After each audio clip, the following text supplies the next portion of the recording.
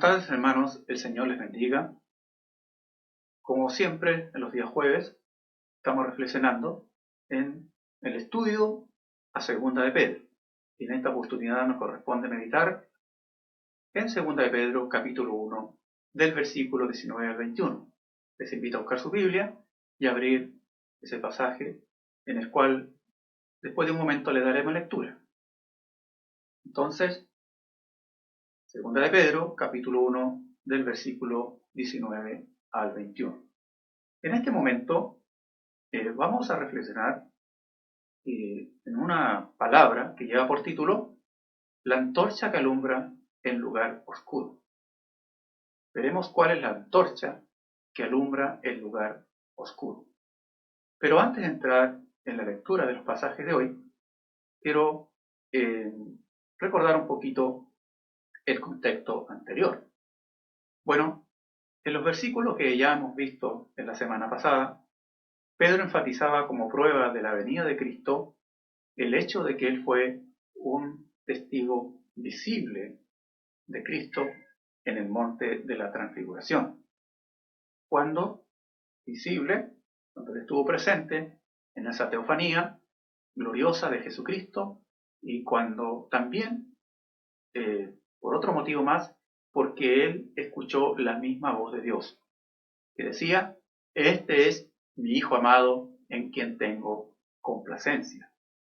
Entonces, Pedro, hermanos, presenta el argumento de la palabra de que él fue un testigo visible, pero también fue un testigo audible de la misma palabra de Dios. Nosotros debemos recordar, hermanos, que las religiones paganas dependían fuertemente de la presencia visible de sus dioses, a diferencia, ¿cierto?, de la religión judía y, bueno, nosotros la religión cristiana. El ver, sin importar el tipo de dioses que fuese. Por eso los vemos adorando a dioses humanos, a dioses de la naturaleza, a dioses de la creación, a aves, a astros, etc. No importaba realmente el tipo de dioses, pero ellos tenían que ver a sus dioses. Tal vez en cierta forma, el pueblo judío, hermanos, ante la ausencia de su líder, porque Moisés tuvo un encuentro con Dios en esa oportunidad, no se demoró mucho en levantar a un becerro de oro para poder adorarle, recordando que esa generación del Éxodo había estado muchos años bajo el yugo de los egipcios, que adoraban a una serie de dioses. Tal vez por eso, a dioses visibles, ellos no se demoraron mucho en levantar a un dios. Posteriormente, cuando Moisés es llamado para ser el libertador del pueblo hebreo y es enviado ante la presencia de Faraón, fue la pregunta que hace Moisés: está bien, voy a ir allá, pero ¿cómo me presento? ¿A qué Dios yo voy a representar? Y Dios le dice: yo soy el que soy. Sigue Moisés en sus argumentos: está bien, me presento ante el Faraón, de parte del yo soy me enviado, pero ¿cuál es la prueba, no?, del Dios que yo represento? Bueno, y Dios le da una prueba visible, que es, cierto, los actos milagrosos por medio de la vara. Entonces, hermano, las naciones paganas desean ver a sus dioses, pero nosotros, ¿dónde podemos poner a nuestro Dios? Podemos levantar una imagen de Él y andar con Él a cualquier lugar. Salomón exclamaba al respecto cuando él tuvo que inaugurar el maravilloso y magnífico templo. Y él tenía muy claro esto, hermano. Pero ¿será posible, Dios mío, que tú habites en la tierra? Si los cielos, por altos que sean, no pueden contenerte, mucho menos este templo que he construido. Es la reflexión que hace Salomón. Bueno, y en este mismo tenor, el apóstol Pablo diría más adelante: el Dios que hizo el mundo y todo lo que en ello hay, en él, Señor del cielo y de la tierra, no vive en templos construidos por hombres. Es la reflexión de Pablo. Entonces, las religiones paganas enfatizaban en un Dios visible, en forma de ídolo, más la religión judía y la religión cristiana en un Dios que se comunica, en un Dios que se revela por medio de la palabra a su pueblo. Dios siempre, hermanos, ha salido al encuentro del hombre y lo hace por medio de su palabra, y nosotros tenemos una serie de testimonios en las Escrituras. Y el hombre, a ella, en respuesta de ella, tiene la tarea de poder escucharla, la tarea de poder obedecerla y la tarea de poder también transmitirla. ¿Recuerda usted cómo empiezan los mandamientos? Oye, oye Israel. Pablo decía, hermano, a los romanos, que la fe viene por el oír, y el oír la palabra de Dios. Es por ello que la palabra de Pedro tiene autoridad, porque Pedro no solo vio, sino también él fue el testigo audible de la misma voz de Dios en la transfiguración que se encuentra en Lucas capítulo 9 del versículo 28 al 35 que usted puede leer en la palabra. Y dice ahí en esos mismos pasajes que ellos tuvieron temor cuando se vieron debajo de la nube, porque también debemos recordar que la figura de la nube para ellos era nada menos que la misma presencia de Dios, recordando, ¿cierto?, el Éxodo, donde la nube, ¿cierto?, estaba sobre ellos, en el pueblo hebreo. Entonces lo que Dios dijo en el monte de la transfiguración, este es mi Hijo amado, en quien tengo complacencia, hermano, era más que argumentar de que Jesucristo era su Hijo a quien amaba, sino también tenía otro tipo de connotación esas frases, porque ese fue dicho en un monte, en el monte de la transfiguración, así llamaba. Por lo tanto, lo que Dios dijo se refiere al Salmo capítulo 2, versículo 7, que es un salmo de entronización. Por lo tanto, lo que Dios también en ese momento certificaba que Jesucristo era Rey. Bueno, la segunda prueba de la venida de Cristo, que hoy día veremos, es la palabra profética. Y ahora sí, vamos a dar lectura a los versículos 19 al 21. Tenemos también la palabra profética más segura, a la cual hacéis bien en estar atentos, como a una antorcha que alumbra el lugar oscuro, hasta que el día esclarezca y el lucero de la mañana salga en vuestros corazones.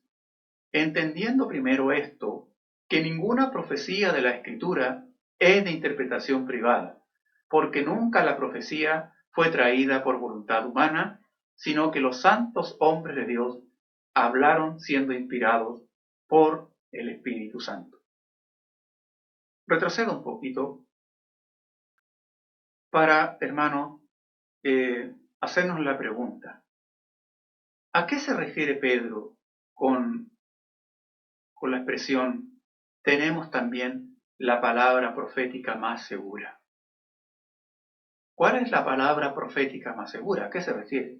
Se refiere a todas las profecías del Antiguo Testamento que hablan o predecían la venida del Mesías. A eso se refiere. La palabra profética más segura. A también recordar el contexto a quien Pedro escribe. ¿Por qué? Porque con esto está presentando una defensa en razón de los herejes de su tiempo, quien cuestionaban la veracidad del testimonio profético. Por eso Pedro con fuerza dice, tenemos la palabra profética más segura. Entonces, la palabra profética, dice, es como una antorcha que alumbra en un lugar oscuro. Bueno, la antorcha es más bien una lámpara que se fabricaba de arcilla o de greda, como nosotros solemos conocerlo, y que se encontraba en la mayoría de las casas de los hebreos, que era un símbolo, esta lámpara, de la escritura, que brillaba en la oscuridad. Pero Pedro está pensando en la oscuridad del pecado en el mundo. Y en medio de esa oscuridad, en medio de aquellas tinieblas, el Señor se revelaría por medio de su palabra. Esa luz, esa lámpara, esa antorcha alumbraría. Bueno, Juan en este mismo tenor dice, porque las tinieblas van pasando y la luz verdadera alumbra. Dice en primera de Juan capítulo 2 versículo 9. Pedro entonces les recuerda a sus lectores que van a necesitar de la lámpara solamente hasta que llegue la aurora, o sea, la venida del Señor, donde será el tiempo en que realmente se va a disipar la oscuridad y las tinieblas. Bueno, por eso él sigue diciendo, hasta que el día esclarezca y el lucero de la mañana salga en vuestros corazones, hermanos, y de esa manera sean disipadas definitivamente las tinieblas y la oscuridad. Fíjese qué forma poética, hermano, de expresarse del apóstol Pedro. Pareciera que no fuera él, entendiendo de que era un rústico pescador, ¿no? Y no era de un lenguaje tampoco muy refinado, pero él en forma poética dice, hasta que el día esclarezca y el lucero de la mañana salga en vuestros corazones. Bueno, Pedro más adelante se referiría al día, pero el día del Señor vendrá como ladrón en la noche. ¿A qué se refiere con el día? El día se refiere al tiempo de la venida del Señor, pero el día del Señor vendrá como ladrón en la noche. Entonces, es el tiempo cuando aparecerá el lucero de la mañana. O sea, el lucero de la mañana, nosotros sabemos que es el planeta Venus, que aparece antes de la aurora, reflejando la luz del sol, anunciando la llegada de un nuevo día. Y esto es una metáfora para referirse a la venida del Señor Jesucristo. El lucero era un nombre mesiánico usado por los judíos que significaba traidor de luz. Traidor de luz. Bueno, un texto como ejemplo, por ejemplo, podemos encontrar en Apocalipsis capítulo 22, versículo 16. Yo Jesús he enviado mi ángel para daros testimonio de estas cosas en las iglesias. Yo soy la raíz y el linaje de David, la estrella resplandeciente de la mañana. Que claro, ¿no? ¿Quién es el lucero? Él dice, yo soy, ¿cierto?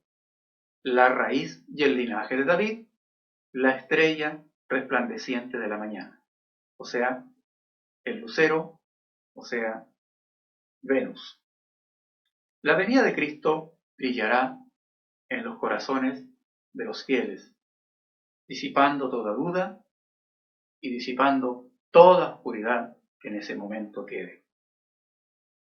Ahora, continuando adelante con la lectura de Pedro, leeremos del versículo 19 al 20. Pero ante todo, entended que ninguna profecía de las Escrituras es de interpretación privada. Subrayo porque tomaremos luego este pasaje. Porque nunca la profecía fue traída por voluntad humana, sino que los santos hombres de Dios hablaron siendo inspirados por el Espíritu Santo. Subrayo también, inspirado por el Espíritu Santo. Fíjese que los versículos 20 y 21 han sido unos textos muy discutidos por la Iglesia a través de la historia.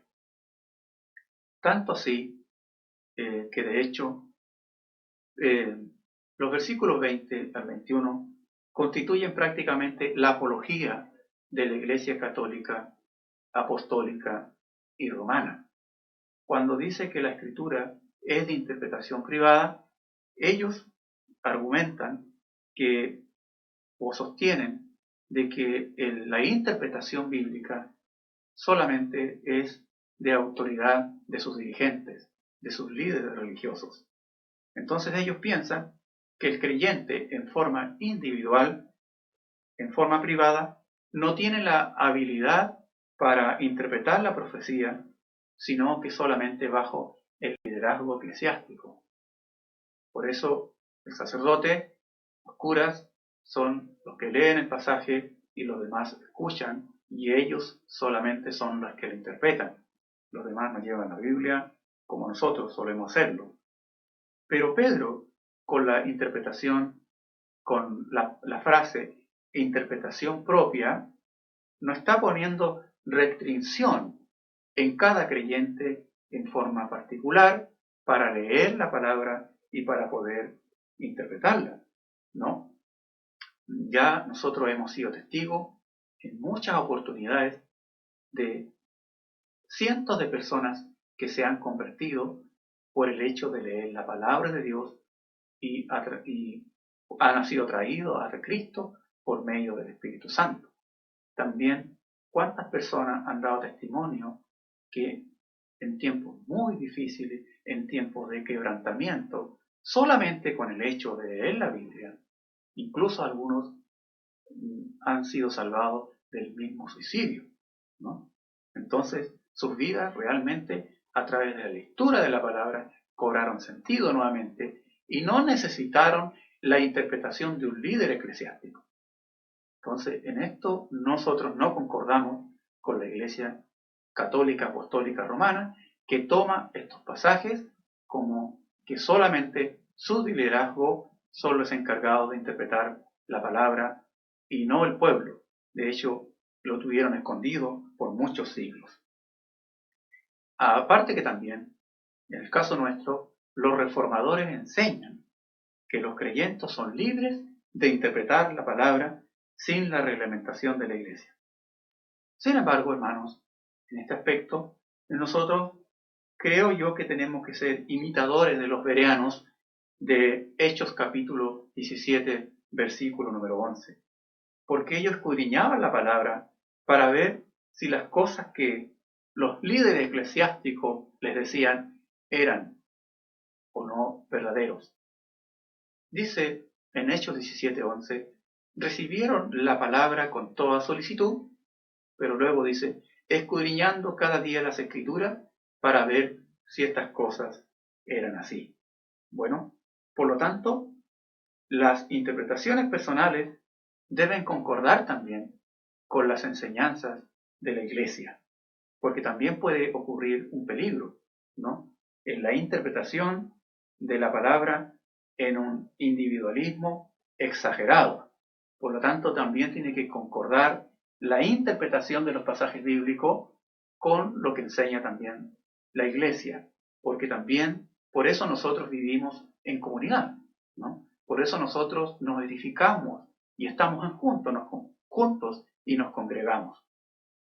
Pero por otro lado también, con respecto a estos pasajes, lo que Pedro tal vez quiso decir con su interpretación propia, está diciendo que la profecía escritural no puede ser interpretada aparte de otras referencias bíblicas, ¿cierto?, en las escrituras. O sea, nosotros no podemos hacer una doctrina ni una teología bíblica de un texto aislado, por mucho que nos guste ese pasaje o aunque sea un pasaje favorito de nosotros. Necesitamos para hacer una teología bíblica, ¿cierto?, pasajes de la escritura que respalden, ¿cierto?, el texto que hemos leído. Bueno, y nosotros lo vemos esto en la palabra del Señor. Por ejemplo, el apóstol Pablo en 2 de Timoteo, capítulo 3, versículo 16 dice, toda la escritura es inspirada por Dios. Toda la escritura es inspirada por Dios. Aquí tenemos un pasaje del apóstol Pablo, y compárelo ahora usted con lo que acaba de decir Pedro en los pasajes que leímos. Los escritores de la Biblia fueron inspirados por el Espíritu Santo, dice Pedro. Inspirados por el Espíritu Santo. La profecía. Y Pablo dice que toda la escritura es inspirada por Dios. ¿Se da cuenta? la idea entonces es la misma. Entonces es extraordinario cómo Dios pudo tomar a cada escritor, hermano, usarlo para escribir lo mismo en diferentes contextos y circunstancias tan distintas. Entonces, por un lado Pedro, por un lado Pablo, ¿cierto? Están prácticamente argumentando lo mismo. Es por eso que nosotros también, de lo que hemos ya visto, un pasaje que tiene que tener respaldo en otro pasaje de las Escrituras. Algunos piensan también que Pedro, como fue un pescador, usó una figura náutica, por ejemplo, impulsados por el viento, inspirados por el Espíritu Santo, o sea, movidos por el Espíritu Santo, como un bote a vela movido por el viento. Así fueron estos autores que escribieron la palabra de Dios, la palabra profética. Fue entonces lo que hizo el Espíritu para usar a diferentes autores con distintas personalidades y características para que escribieran la palabra de Dios y no sus propios pensamientos, sino lo que Dios decía. Por supuesto, usando su humanidad, usando sus sentimientos, sus flaquezas, porque la humanidad de ellos no fue anulada cuando fueron usados e inspirados por el Espíritu Santo. Por eso nosotros vemos la Biblia que está llena de humanidad, ¿cierto? La Biblia es un libro donde está llena de humanidad y también, por supuesto, de la presencia divina. Observe usted entonces lo que dice Santiago en el capítulo 5, versículo 10. Considerad a los profetas que hablaron en el nombre del Señor. Santiago 5:10. Los profetas entonces hablaron en el nombre del Señor. Y mire lo que dijo David muchos años antes, en 2 de Samuel 23:2, cientos de años de separación.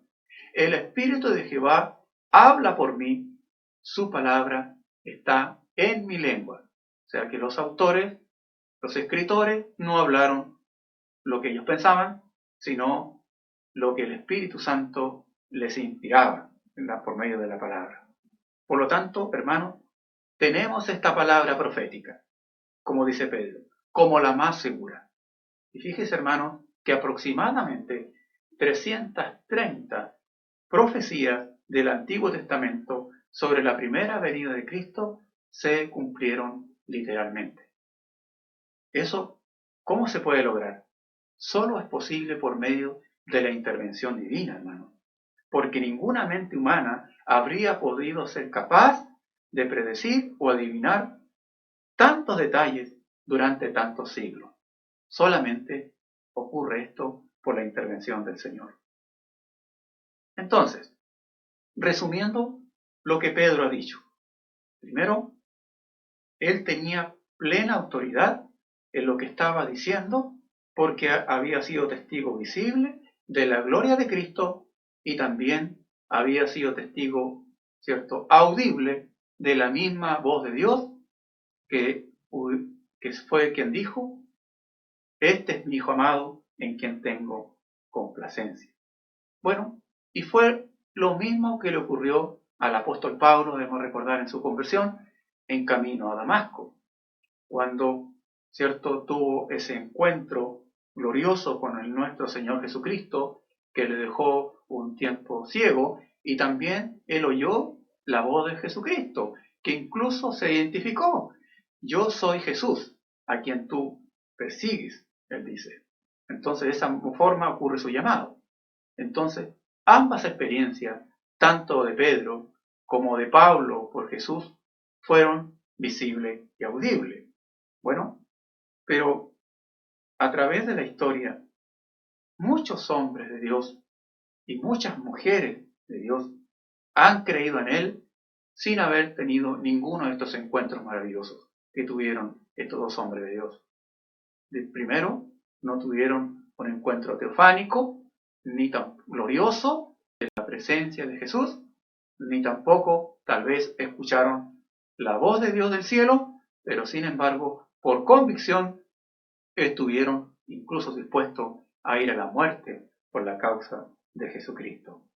Jesús Le dijo a un Tomás que tenía como eslogan ver para creer, le dijo, bienaventurados los que no vieron y creyeron. Juan 20, versículo 29. A lo mejor usted es uno de estos últimos que no han tenido un encuentro glorioso con el Señor en el sentido de ver la gloria de Dios o la gloria de Jesucristo, ni escuchar la voz de Dios, pero usted es uno de aquellos que ha creído firmemente. Bueno, a esto el mismo Señor Jesús, ¿cierto?, los felices, como él, hermano, le dice a Tomás, bienaventurados, dichosos los que no ven y creen. Hermanos, recuerde que cuando niño, mi madre nos había inculcado la fe desde pequeño, pero muchas veces al ver el sufrimiento y y el dolor en las circunstancias muchas veces que nos rodeaban, de incluso de estar separado de mi casa, de mi hogar paternal, por casi aproximadamente 9 años en mi niñez. Bueno, muchas veces quiero decirles que levanté el puño mirándose al cielo, esperando que Dios se revelara y se mostrara. Y muchas veces también le pregunté por qué al Señor y le reclamé su presencia en más de una oportunidad. Pero luego dejé de ser niño. Y como dice el apóstol Pablo, cuando era niño, hablaba como niño, pensaba como niño, juzgaba como niño. Mas ahora que soy hombre, dejé lo que era de niño. Pablo a los Corintios, en el capítulo 13, versículo 11. Bueno, también ahora vemos a Dios, como dice Hebreo, con los ojos de la fe. Después la fe, la certeza de lo que se espera, la convicción de lo que no se ve. Subrayo la palabra, tenemos la convicción nosotros de lo que no se ve. Hoy nosotros en la mañana tuvimos un hermoso devocional, hermano, que iba muy de la mano con la reflexión de esta tarde, donde el panal era la figura, en el panal la figura elemental es la abeja reina. Bueno, y la pregunta era, ¿y cómo saber si la abeja reina está en el panal? Bueno, la respuesta también era, bueno, por sus obras, por sus huevos y por sus larvas que están en desarrollo. De esa manera podemos saber que la abeja reina está en el panal, por sus obras, por sus huevos, por sus larvas en desarrollo. De la misma manera nosotros no podemos ver a Dios, pero sí podemos ver sus obras. Y yo sé que tú, hermano, hermana, tienes muchos testimonios que contar al respecto, de grandes y pequeñas cosas, ¿cierto?, que Dios ha hecho en tu vida. Jesús dijo, un pasaje, que Dios es espíritu, y los que le adoran en espíritu y en verdad es necesario que le adoren. Entonces, con confianza nosotros podemos unirnos al cántico de los levitas contemporáneos, que aunque no pueda ver, está sobrando. Siempre está sobrando. Siempre está sobrando. O, aunque mis ojos no te puedan ver, te puedo sentir. Sé que estás aquí. Felipe quería ver al Padre y se lo pidió a Jesús y dijo, muéstranos al Padre y esto nos basta, ¿cierto? Y la respuesta de Jesús fue la siguiente. ¿Tanto tiempo que estoy con vosotros y no me has conocido, Felipe? El que me ha visto a mí, ha visto también al Padre. ¿Cómo pues dices tú, muéstranos al Padre y nos basta? ¿Cierto? Juan, en el capítulo 1, versículo 18, dijo lo siguiente. A Dios nadie lo vio jamás. El unigénito Hijo de Dios, que está en el seno del Padre, Él le ha dado a conocer. Moisés, hermano, llegó a ser amigo de Dios y en una oportunidad le pidió a Dios que le mostrara su rostro. Dios le concedió su petición. Pero como la amaba tanto a su amigo Moisés, lo escondió en una hendidura de la roca. Bueno, para que le viera, pero para que le viera su espalda, porque si le veía su rostro, él no iba a sobrevivir. Éxodo 33, versículo 20. También, en otra oportunidad, otro hombre del Señor que tuvo un encuentro glorioso fue Juan en la isla de Patmos, que encontramos en Apocalipsis, capítulo 1, versículo 17. Él dice que estaba en el Espíritu y vio la gloria de Dios. Él dice que cuando le vio, cayó como muerto. Imagínense. Entonces, ¿cómo nosotros podemos andar con nuestro Dios? No es posible, no estaríamos vivos, ¿no? Pablo dice también en 1 Corintios, capítulo 13, versículo 12, que ahora vemos por espejo, oscuramente, pero entonces veremos cara a cara. Bueno, los espejos antiguos no son como los de ahora, ¿cierto? Porque los espejos antiguos eran de metal pulido y daban un reflejo solamente de la persona que estaba al frente, pero no nítidamente, como en nuestros tiempos actuales. De la misma manera, ahora vemos nosotros como por espejo. Mas entonces, hermanos, le veremos, como dice la palabra, cara a cara, como cantamos nosotros un himno tan maravilloso en tiempos, ¿cierto?, de despedida de un hermano querido ante la presencia del Padre. ¿Y cuándo será este encuentro cara a cara? Bueno, Pedro lo dice, en el día del Señor. Así que, hermanos, demos gracias a Dios porque tenemos con nosotros la palabra más segura. Tenemos con nosotros esta antorcha que alumbra en lugar oscuro y permanecerá aquí hasta que Jesús venga. Como dice Pedro, hasta que el día amanezca y el lucero de la mañana salga en vuestros corazones. Amén, hermanos. Entonces, damos gracias a Dios por su palabra y nos vemos el jueves, si Dios quiere, en el capítulo 2 de Segunda de Pedro. Que el Señor les bendiga y nos quedamos meditando en la palabra del Señor. Amén.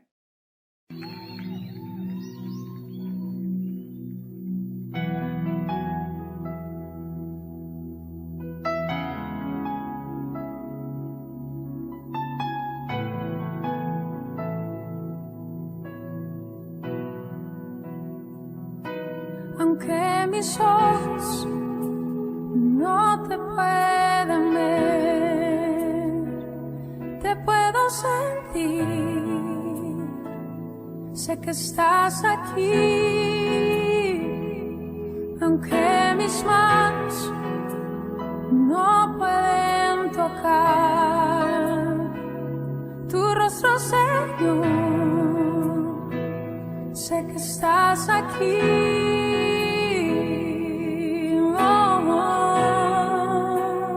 Mi corazón puede sentir tu presencia, tú estás aquí,